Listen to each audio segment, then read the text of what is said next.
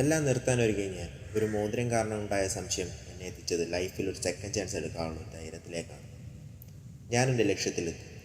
എന്നാൽ എല്ലാം ഒരു സ്വപ്നം പോലെയാണെന്നാണ് എനിക്കിപ്പോൾ തോന്നുന്നത്. ഇവിടെ നേരത്തെ ആരാണ് താമസിച്ചത്, ആ മോതിരം എങ്ങനെ എൻ്റെ കയ്യിൽ വന്നു എന്നൊക്കെ അറിയാൻ ഉള്ള ഒരു ശ്രമം നടത്താൻ ഞാൻ തീരുമാനിച്ചു. എടാ, നീ ഫ്രീ ആണോ? എടാ, എനിക്കൊരു സഹായം വേണം. നീ ഇവിടെ ഞാൻ താമസിക്കുന്നതിന് മുമ്പ് ഇവിടെ ആരെ നേരത്തെ താമസിച്ചെന്ന് കണ്ടുപിടിച്ച് തരാമോ? ആവശ്യമുണ്ട്. നീ ഒന്ന് നോക്കിയിട്ട് എന്നെ ഒന്ന് വിളിക്കും. ബാക്കി ഞാൻ അപ്പോൾ പറയാം. ശരി.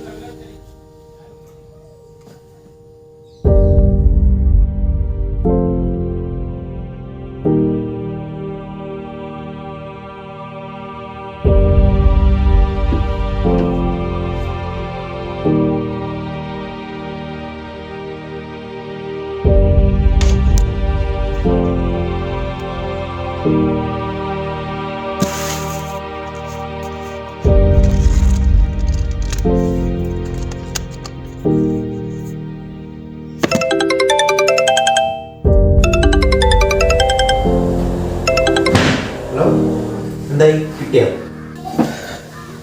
പീറ്റർ എന്ന് പറഞ്ഞ ഒരാളാണ്. ആള് നിന്നെ പോലെ. എന്നെ പോലെ? അതെ, ഒരു സിനിമാ പ്രേമി. ആളിപ്പോ എവിടെ ഉണ്ട്?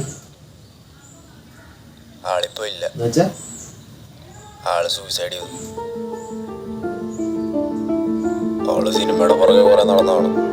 ഒന്നും ആവാതെ ഇപ്പം എന്തോ ചെയ്തതെന്നാണ് നാട്ടുകാർ പറയുന്നത്. അല്ല, ഇതൊക്കെ എന്തെങ്കിലും പറഞ്ഞിരിക്കുന്നു.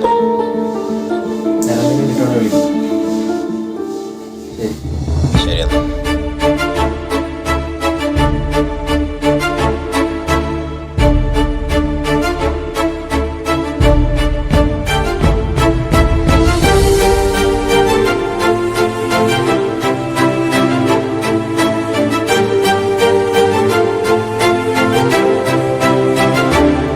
എന്തിനായിരിക്കും സൂയിസൈഡ് ചെയ്തത്?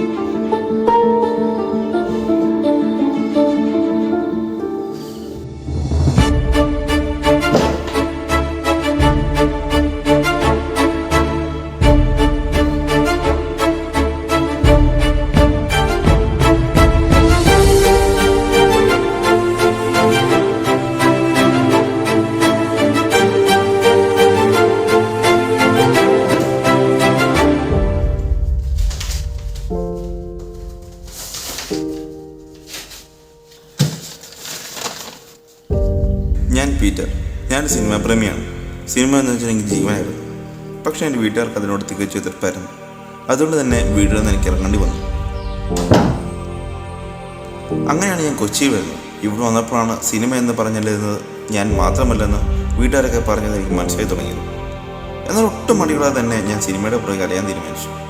അങ്ങനെ കുറേ സെറ്റുകളും കുറേ സംവിധാനം എടുത്തും ഞാൻ കയറി ഇറങ്ങി. അങ്ങനെ ഒരു ദിവസം കഥ എഴുതിക്കൊണ്ടിരിക്കുമ്പോഴാണ് എനിക്ക് കോൾ വന്നത്.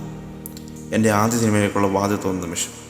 വളരെയേറെ സന്തോഷത്തിലായിരുന്നു ഞാൻ തിരക്കഥ എഴുതാൻ ആരംഭിച്ചു.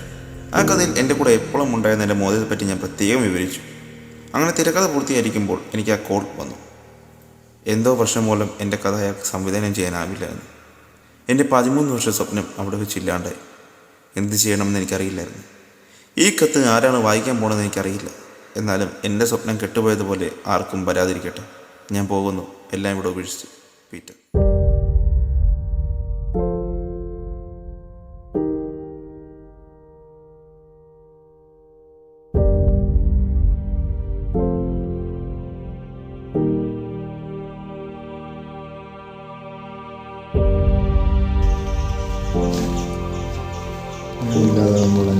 നിൻ്റെ വീടിൻ്റെ തെക്കൻ മുറ്റത്ത് നടക്കും പോലെ എൻ്റെ കഥ ഇവിടുത്തെ തെക്കൻ മുറ്റത്തെ നടക്കുന്നു.